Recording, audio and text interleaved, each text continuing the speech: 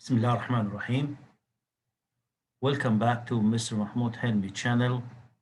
Today, inshallah, we will discuss and talk about chapter 10 from A Tale of Two Cities by Charles Dickens, second term for grade 9.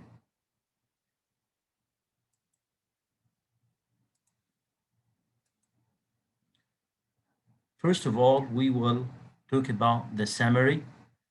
Dr. Manet relapses. The title of the chapter, Sound Medical Advice. At Lucy's wedding, Dr. Manet's face appeared happy, although his face was covered with deadly fear when he met Charles earlier that morning. We knew that Charles Darnley revealed his real identity in that day. He revealed his real identity and he said that he is related to Evermond family. After Charles and Lucy had left for their honeymoon, Mr. Lorry saw that same fear return to Doctor's face. Shortly after the doctor went to his room to rest, Miss Pross heard a low sound of hammering. She rushed into the doctor's room, then came out crying to Mr. Lorry, "All is lost. He doesn't know who I am, and he's gone back to making shoes." For 9 days, the doctor was again a shoemaker, and for the first time in his life, Jarvis Lorry took time off from Tellson's Bank to help Miss Pross bring the doctor's mind back. On the 10th day, however, Mr. Lorry found the shoemaker bench upside put, uh, put aside and the doctor in his reading chair. Mr. Lorry discusses the doctor's case with him. Mr. Lorry pretended he needed medical advice for a friend of his, but in fact, he was talking about the doctor's case. Mr. Lorry was trying to awaken his friend's mind and let him know about his problem. After Mr. Lorry had explained the case of his assumed friend, Dr. Mannix said, "I believe something caused your friend to remember the circumstances that led to the first instance of this strange behavior." Mr. Lorry asked Dr. Mannix if they should take away the tools of that friend so that he might not relapse again, and Dr. Mannix agreed. When Dr. Mannix was finally strong enough to go out, Mr. Lorry and Miss Pross went into his room and destroyed the shoemaking tools. Lucy and Donny came back. The first person who came to visit Lucy and Donny after they had come back was Sidney Carton. He wanted to be a friend of the family and have the permission to visit them often. Lucy and Donny agreed to accept him as a friend. Lucy pitied his condition and said, "His heart is bleeding, and we must be kind to him. He's capable of gentle things, good things, even great things, and we will see later that he will sacrifice his life to save her lover's life." After some years, Lucy gave a birth to a little girl. Sydney visited the family often and brought little Lucy gifts and played with her for hours. During these visits, Carton never smelled from wine. On one of that hot nights of July 1789, little Lucy years was 6 years old, and Miss Lorry came with the news that the revolution had broken out in France. Now we will see questions and answers. Question number one.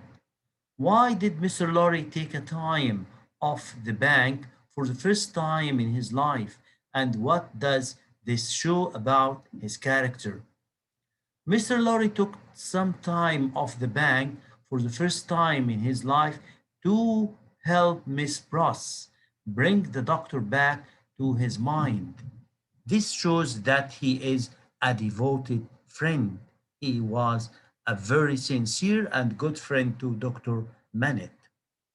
Why did Dr. Manette relapse and became a showmaker once more? Give two reasons. It was a shock for him to know that Charles Darnley was the son of the Marquis Saint Evamont, and it was a shock for him to be departed from Lucy once more. Question number three. Why did Mr. Lorry pretend? What did Mr. Lorry pretend and why? He pretended he needed some medical advice for a friend of his. He did so to awaken the doctor's mind and let him know about his problem. Question number four. What was Dr. Manet's opinion about the case of Mr. Lorry's friend? He believed that he relapses when he remembers his first suffering and the reasons that led to that suffering. Now, this is a quotation. For his sake and the sake of his daughter, I beg your help. Comment.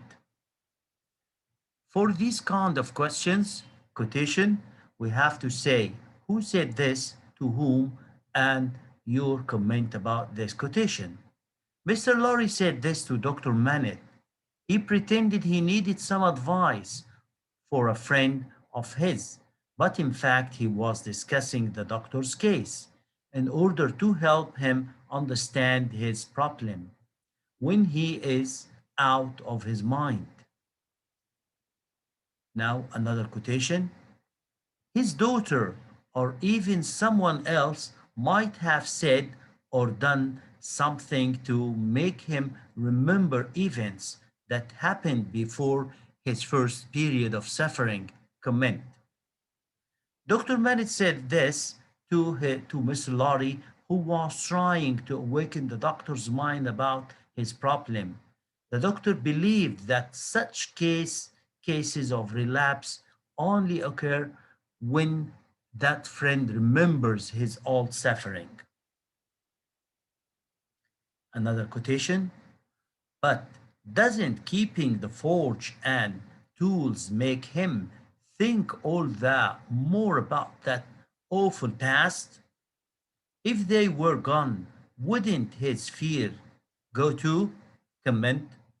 Mr. Lorry said this to Dr. Manett while he was discussing the case of his assumed friend.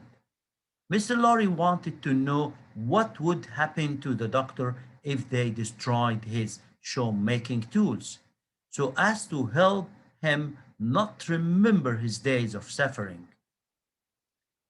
Question number eight, also another quotation. His heart is bleeding, and we must be kind to him. He's capable of gentle things, good things, and even great things. Of course, these words were said by Lucy when she was talking about Sidney Carton when he offered to be a friend of the family. Lucy said this to her husband, Charles Darnley. She was asking him to show more kindness to Mr. Carton, reminding him that he was weak in his misery and they were strong in their happiness and their love together. The last question for that chapter. In her name, then, let it be done. Who said this to whom? Dr. Manett says to uh, Dr. Manett said this to Mr. Lorry. Who is meant by in her name?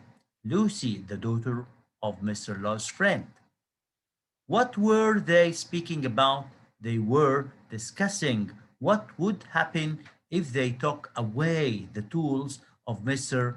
Lorry's disturbed friend. What's meant by let it be done? Let it be done means, okay, take away the tools for the sake of that friend's daughter. Here, there is another quotation that is repeated in so many exams. All is lost. He doesn't know who I am, and he's gone back to making shoes. Comment. Of course, these words were said by Miss Pross when she saw that Dr. Manet relapsed and returned back to make shoes again. Now we will see a short scene about that.